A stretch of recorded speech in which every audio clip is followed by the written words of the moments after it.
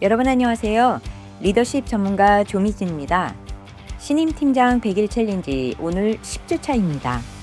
지난주에는 신임 팀장의 리더십 역량 중 가장 많이 언급되고 필요하다는 임파워먼트에 관해 살펴보았습니다.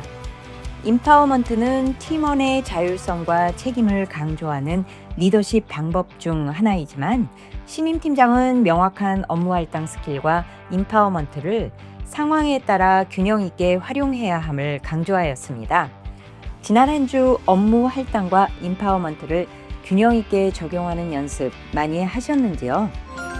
훌륭한 리더십 발현을 위한 리더의 소통 역량의 중요성은 아무리 강조해도 지나치지 않습니다. 다양한 소통 스킬 중 특히 신임 팀장으로 보인되었을 때 조직 맥락 파악이나 성과 관리에 두루 활용되어야 하는 소통 스킬이 경청, 질문, 피드백 제공 3가지입니다.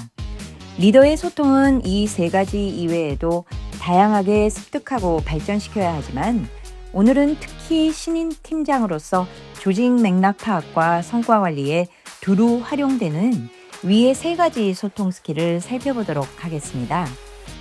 리더는 끊임없는 상호작용을 통해 소통하고 이끌어 나갑니다. 소통을 통해 이를 지시하고 지원하며 동기부여도 합니다. 리더의 다양한 소통 활동을 관통하는 스킬 중 하나가 경청입니다.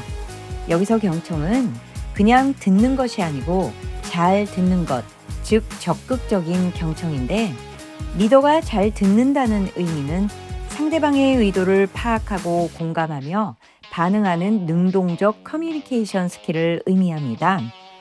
적극적 경청의 요소를 조금 더 구체적으로 살펴보면 말하는 사람에게 온전한 주의와 관심을 두고 집중하는 것, 비언어적인 신호를 적절히 보내는 것, 공감을 표현하고 질문을 통해 대화의 맥락을 확인하는 것 등이 포함됩니다.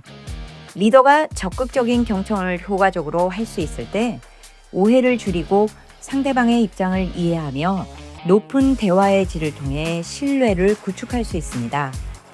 이렇게 잘 듣는 능력이 중요함에도 불구하고 리더가 경청을 잘 하지 못하는 이유는 여러 가지가 있습니다. 우선 바쁜 일정으로 인한 시간 압박으로 상대방에게 충분히 설명하거나 말할 기회를 원천적으로 차단하는 것, 문제 해결에 대한 아이디어나 생각을 듣기보다 해결책을 먼저 제시하고 싶은 성향, 팀원들의 말에 대한 감정적인 표출 우선, 자신이 다 알고 있기 때문에 들을 필요가 없다는 마인드셋 등이 잘 듣는 것을 방해하는 이유입니다. 이러한 이유들 때문에 리더는 듣기보다는 먼저 말하고 상대방의 말을 차단하는 상황을 스스로 만들기도 합니다.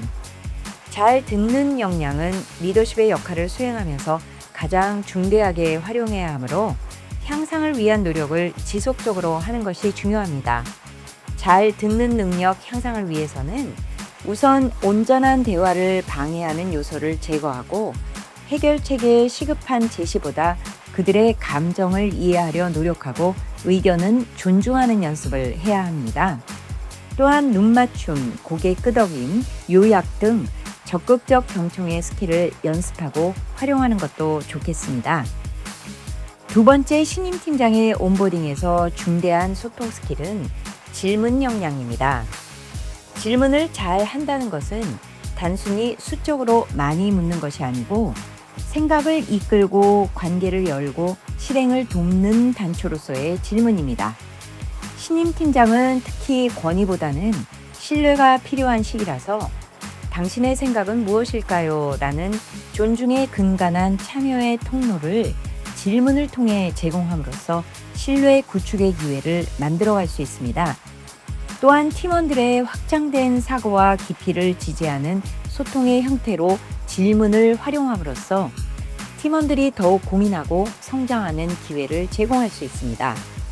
이러한 질문의 이점이 있음에도 불구하고 신임 팀장이 특히 질문 역량을 잘 발휘하지 못하는 이유가 몇 가지 있습니다.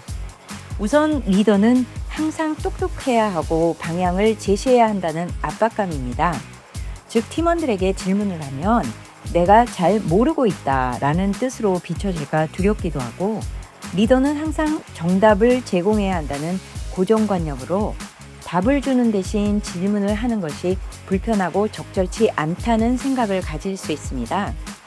특히 권위를 세워야 하는 리더십 역할 초기이므로 묻는 것보다는 내 생각으로 일방적으로 지시하는 것이 훨씬 더 효과적이라 간주할 수 있습니다. 질문하는 스킬이 부족해서 질문하는 것이 어색하거나 질문을 시도했을 때 팀원들의 반응이 미온적이고 질문에 익숙치 않은 팀 문화도 질문을 주저하게 만듭니다. 이러한 도전을 극복하고 질문을 잘 하기 위해서는 우선 질문이라는 소통 스킬을 리더십의 일부로 활용하는 마인드셋의 전환이 필요합니다. 즉 질문은 내가 잘 모른다는 것의 표현도 아니고 정답을 구하기 위해 묻는 것도 아닌 상대방의 생각과 의견을 존중함으로 듣고 싶다는 마인드셋으로 활용해야 합니다. 질문 스킬을 익히고 활용하는 것도 필수적입니다. 흔히 활용하는 개방형 질문은 사고를 유도하기 위해, 탐색형 질문은 문제의 본질을 파악하기 위해, 조율형 질문은 갈등과 오해를 완화하거나 조정하기 위해, 리플렉션 질문은 성장을 위한 회고를 위해 각기 다른 상황에서 적절히 조합해 활용하는 것이 바람직합니다. 또한 질문에 대한 반응이 미온적이거나 수동적일 때 어색해하지 말고 지속적으로 묻는 소통을 통해 팀원들이 답을 위한 고민과 생각 나눔을 일하는 방식으로 간주하게끔 만들어 나가는 것도 좋겠습니다. 마지막으로 신임 팀장의 온보딩에서 중요한 소통 스킬로 피드백 제공을 들 수 있습니다. 일반적으로 피드백은 주는 것과 받는 것 두 가지를 다 잘해야 효과적인 리더십을 발현할 수 있습니다. 그럼에도 불구하고 신임 팀장 온보딩 시에는 특히 팀원들에게 제공하는 피드백에 조금 더 비중을 두어야 하는 이유가 몇 가지 있습니다. 우선은 팀장이 보임되었을 때 가장 중요한 것은 팀의 방향성과 기대치를 명확히 전달하는 것입니다. 팀원은 신임 팀장이 무엇을 중요하게 여기는지, 기준이 무엇인지 모를 가능성이 있으므로 잘한 것은 잘했다, 틀린 것은 틀렸다, 그래서 이렇게 바꿔보자 등 피드백을 하지 않으면 팀원들이 눈치를 보거나 오해를 할 수 있습니다. 또한 팀장 부임 초기 팀원에게 구체적으로 피드백을 제공함으로써 팀원이 하는 일과 그들의 일하는 방식에 관심이 있다라는 시그널을 줄 수 있습니다. 특히 이러한 맥락에서 제공되는 긍정적 피드백은 심리적인 안정감과 동기를 높이는 데 효과적입니다. 물론 신임 팀장 본인의 리더십 스타일이나 일하는 방식에 대한 팀원들의 피드백을 요청하고 잘 받는 것도 매우 중요합니다. 그럼에도 불구하고 팀원들이 편안하게 팀장에게 피드백을 제공할 수 있는 환경이 조성될 때까지는 어느 정도 시간이 걸릴 수 있으므로 신임 팀장으로서는 우선 명확하게 피드백을 제공하는 연습부터 시작하는 것이 좋겠습니다. 피드백을 효과적으로 제공하기 위해서는 구체적이고 행동 중심적인 단어와 표현으로 전달하고 적절한 타이밍을 포착해 제공하고 칭찬과 개선을 위한 피드백의 균형을 고려하는 것이 중요합니다. 또한 개인적으로 민감한 피드백이라 생각되는 피드백은 팀원 개개인의 상황과 입장을 고려해 피드백 환경을 조성한 후 제공하는 것이 좋겠습니다.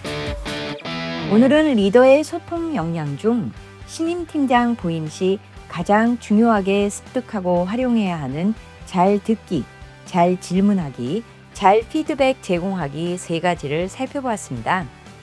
리더의 소통 역량은 리더십 성장을 위한 핵심입니다. 요즘과 같이 급격히 변화하는 세상에서 리더가 구성원들과 효과적으로 소통하기 위해서는 스킬뿐 아니라 도구도 능숙하게 활용하며 변화의 트렌드에 뒤지지 않는 것도 중요합니다. 따라서 우선 잘 듣기, 질문하기, 피드백하기로 시작했지만 리더는 지속적으로 소통 스킬을 연마하고 그 영역을 확장하며 특히 사회 변화 트렌드까지 고려한 소통 툴도 익숙해져야 합니다. 그래서 신임팀장 100일 챌린지 10번째로 바꿔야 하는 생각과 행동은 지속적으로 진화, 확장하는 리더의 소통 스킬입니다. 리더의 소통 스킬은 끊임없이 그 영역을 확장하고 세상 변화까지 고려한 방법과 툴까지 연마해야 한다. 신임 팀장 여러분이 습관으로 만들어야 할 생각과 행동 10주차입니다. 여러분이 생각하는 신임 팀장의 지속적인 연마와 확장의 소통 스킬에 대한 한마디 댓글로 많이 남겨주시기 바랍니다. 자, 오늘 신임 팀장 100일 챌린지 10주차 여기서 마무리합니다. 신임 팀장의 잘 듣기, 잘 묻기, 잘 피드백하기를 연습하는 한 주 되시기 바랍니다. 저는 다음 주 11주차에서 다시 뵙겠습니다. 감사합니다.